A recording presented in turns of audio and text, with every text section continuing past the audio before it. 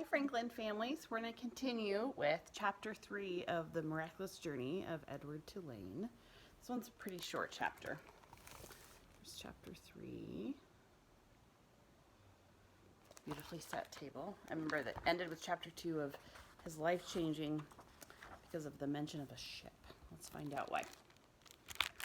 She is called the Queen Mary, said Abeline's father, and you and your mama and I shall sail on her all the way to London. What about Pellegrina? Said Abeline.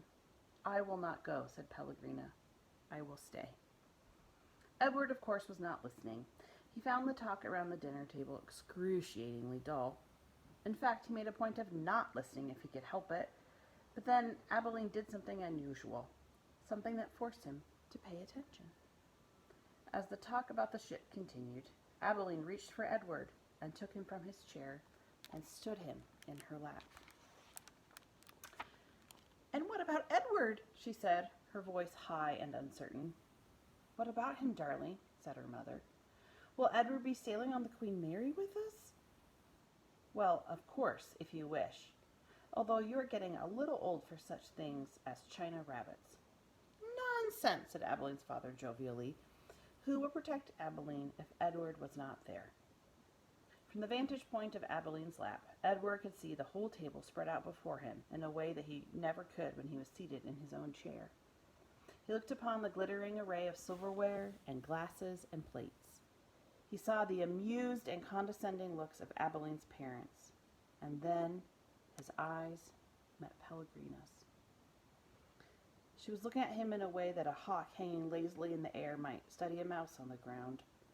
Perhaps the rabbit fur on Edward's ears and tail, and the whiskers on his nose, had some dim memory of being hunted, for a shiver went through him. Yes, said Pellegrina, without taking her eyes off Edward, who would watch over Abeline if the rabbit were not there? That night when Abeline asked, as she did every night, if there would be a story, Pellegrina said, Tonight, lady, there will be a story. Abeline sat up in bed. I think that Edward needs to sit here with me, she said, so that he can hear the story too. I think that is best, said Pellegrina. Yes, I think the rabbit must hear the story.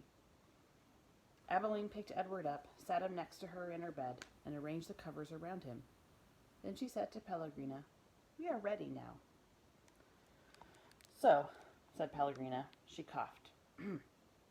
And so, the story begins with a princess. A beautiful princess? Abeline asked. A very beautiful princess. How beautiful?